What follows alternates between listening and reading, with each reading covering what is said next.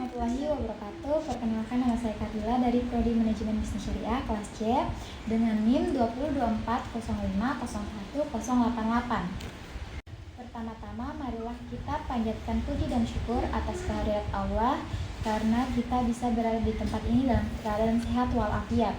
Salawat serta salam tak lupa kita curahkan kepada junjungan Nabi Allah Muhammad SAW. Baik, langsung saja di sini saya akan mempresentasikan tugas dari Bapak dosen Dr. Muljibir SEI MSE SY dengan mata kuliah pengantar manajemen keuangan. Baik, langsung saja kita akan membahas tentang analisis laporan keuangan. Nah, sebelum lebih jauh kita membahas tentang analisis laporan keuangan, kita harus mengetahui apa itu laporan keuangan. Laporan keuangan adalah laporan yang menunjukkan kondisi keuangan perusahaan pada saat ini atau dalam suatu periode tertentu. Dalam praktiknya mengenal beberapa macam laporan keuangan seperti neraca, laporan laba rugi, laporan perubahan modal, laporan catatan atas laporan keuangan, dan laporan arus kas. Yang pertama itu neraca. Neraca menurut James C. Van Hornen adalah ringkasan posisi keuangan perusahaan pada tanggal tertentu yang menunjukkan total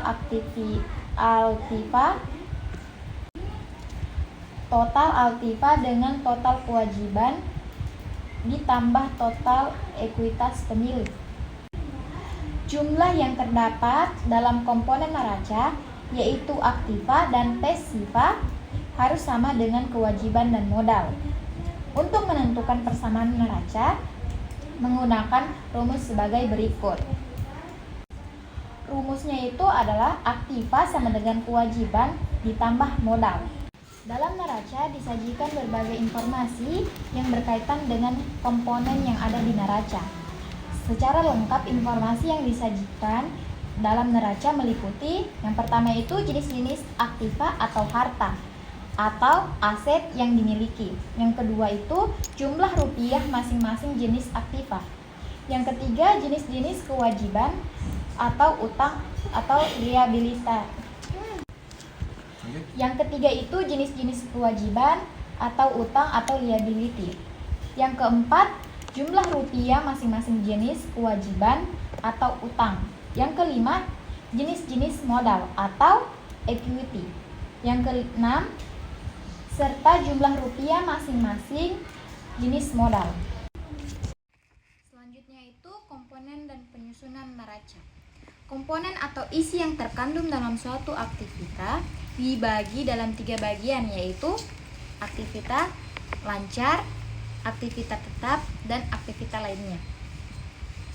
Kemudian kewajiban atau utang dibagi ke dalam 2 jenis, yaitu kewajiban lancar atau utang jangka pendek, yang kedua itu uang jangka panjang.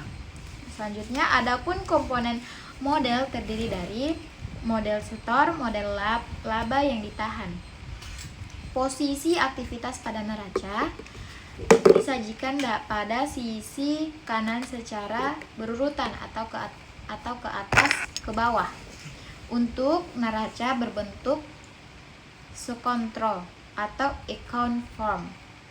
Sedangkan untuk neraca yang berbentuk laporan atau report form, menyusunannya dimulai dari atas secara berurutan ke bawah, yaitu dimulai dari aktivitas, kewajiban, dan ekuitas. Selanjutnya aktivitas dan kewajiban. Yang pertama itu aktivitas terdiri dari kas, rekening pada bank atau rekening giro, dan rekening tabungan. Deposito berjangka atau time deposit, surat-surat berharga atau efek-efek, piutang, pinjaman yang diberikan, persediaan biaya yang dibayar di muka, pendapatan yang masih harus diterima, dan aktivitas lainnya. Yang kedua itu aktivitas tetap. Aktivitas tetap berwujud yaitu tanah, mesin, bangunan, peralatan, kendaraan, akumulasi, penyusutan, dan aktivitas tetap lainnya. Aktivitas tetap tidak berwujud yaitu goodwill, hak cipta, lisensi, dan merek dagang. Aktivitas lainnya terdiri dari antara lain gedung dalam proses tanah dan penyelesaian piutang jangka panjang, uang jaminan, uang muka, investasi, dan lainnya. Selanjutnya itu bentuk neraca. Bentuk neraca itu terbagi menjadi 3, yaitu bentuk kontra atau account form. Yang kedua itu bentuk laporan atau report form. Yang ketiga, bentuk lainnya yang disesuaikan dengan keinginan perusahaan. Selanjutnya itu laporan laba rugi. Menurut James C. Van Horn, laporan laba rugi merupakan ringkasan pendapatan dan biaya perusahaan selama periode tersebut, yaitu terbagi menjadi 2, itu pendapatan atau penghasilan yang diperoleh dari usaha pokok atau usaha utama perusahaan. Yang kedua itu pendapatan atau penghasilan yang diperoleh dari di luar usaha pokok atau usaha sampingan atau sampingan perusahaan. Yang selanjutnya itu komponen laporan laba rugi. Dalam praktik, komponen pendapatan yang dilaporkan dalam laporan laba rugi terdiri dari 2 jenis, yaitu pengeluaran atau biaya yang dibebankan dari usaha pokok atau usaha sampingan perusahaan. Yang kedua itu pengeluaran atau biaya yang dibebankan dari luar usaha pokok atau usaha sampingan perusahaan. Selanjutnya itu komponen laba rugi. Beberapa komponen yang terdapat dalam laba rugi antara lain penjualan atau pendapatan. Yang kedua itu harga pokok penjualan atau HPP. Yang ketiga laba kotor. Yang keempat biaya operasi. Yang kelima laba kotor operasional. Yang keenam penyusunan. Yang ketujuh pendapatan bersih operasi. Yang kedelapan laba sebelum bunga dan pajak atau EBIT atau earning before interest and tax. Yang selanjutnya itu pajak. Selanjutnya laba sebelum bunga dan pajak atau EIT atau earning after interest and tax. Yang terakhir itu laba per lembar saham atau earning per share. Selanjutnya itu contoh laporan laba rugi. Kalian bisa lihat di PT Yumiko Maharani di TBK laporan laba rugi per 31 Desember 2008 dalam diam jutaan. Itu komponen dan jumlah. Total komponennya itu total penjualan, jumlahnya itu 2.850.000, harga pokok penjualan 1.900.000, laba kotornya itu 950. Biaya operasi, biaya umum dan administrasi. Totalnya jumlahnya itu 125, biaya penjualan itu 250, biaya lainnya 25. Total biaya operasionalnya itu 400. Dan laba kotor operasi itu 550. Penyusutan. Pendapatan bersih penyusutannya itu 70. Pendapatan bersih operasional. Pendapatan lainnya itu 130, laba sebelumnya bunga dan pajak atau EBIT 750. Biaya bunga. Bunga bank itu 250, bunga obligasi itu 100. Total biaya bunga 350, laba sebelum pajak atau EBIT 400.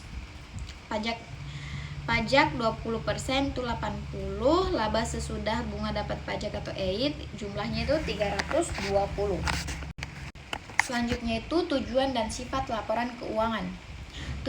Tujuan pembuatan atau penyusunan laporan keuangan yaitu 1. Memberikan informasi tentang jenis dan jumlah aktivitas atau harta yang dimiliki perusahaan pada saat ini. Yang kedua itu memberikan informasi tentang jenis dan jumlah kewajiban dan modal yang dimiliki perusahaan pada saat ini.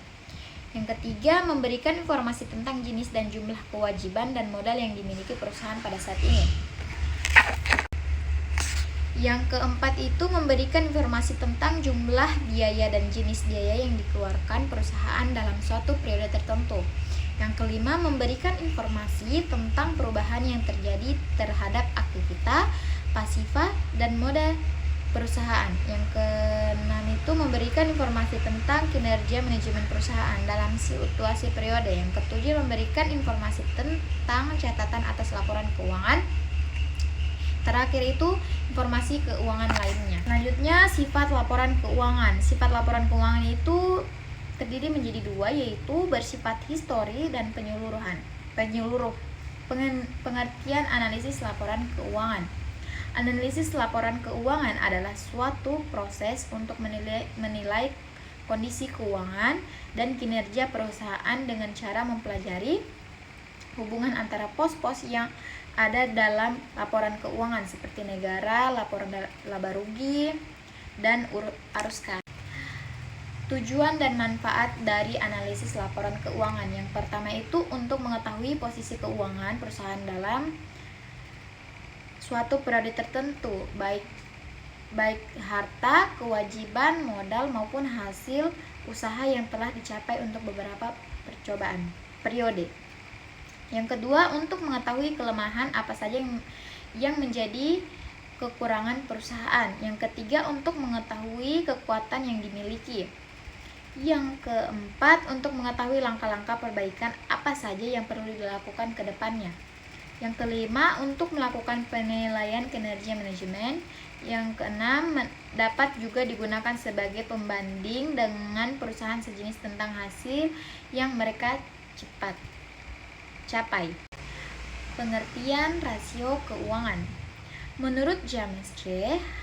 Han Harnan, rasio keuangan merupakan indeks yang menghubungkan dua angka akuntansi dan diperoleh dengan membagi satu angka dengan angka lainnya. Dalam praktiknya, analisis rasio keuangan suatu perusahaan dapat digolongkan menjadi 3, yaitu rasio neraca, rasio laporan laba rugi, rasio antara laporan. Rasio neraca yaitu membandingkan angka-angka yang hanya bersumber dari neraca. Sedangkan rasio laporan laba rugi yaitu membandingkan angka-angka yang hanya bersumber dari laporan laba rugi. Sedangkan dan rasio antara laporan yaitu membandingkan angka-angka dari dua sumber atau data campuran, baik yang ada di neraca maupun laporan laba rugi. Selanjutnya itu prosedur dan jenis laporan keuangan. Yang pertama itu mengumpulkan data dan data keuangan. Selanjutnya melakukan pengukuran dan perhitungan dengan rumus yang tepat, memasukkan angka laporan keuangan secara cermat, memberikan interpretasi terhadap hasil perhitungan, membuat laporan posisi keuangan perusahaan, memberikan rekomendasi dari hasil analisis. Selanjutnya itu metode analisis laporan keuangan terbagi menjadi 2, analisis vertikal atau statis, yang kedua itu analisis horizontal atau dinamis. Jenis teknis analisis laporan keuangan yaitu analisis perbandingan antara laporan keuangan, analisis tren, analisis presentasi per komponen, analisis sumber dan penggunaan kas, analisis rasio, analisis laba kotor, analisis titik pulang pokok atau titik impas atau break even point. Baik, itu tadi presentasi dari saya. Lebih dan kurangnya mohon dimaafkan. Wabillahi taufiq wal hidayah. Wassalamualaikum warahmatullahi wabarakatuh. Bye bye.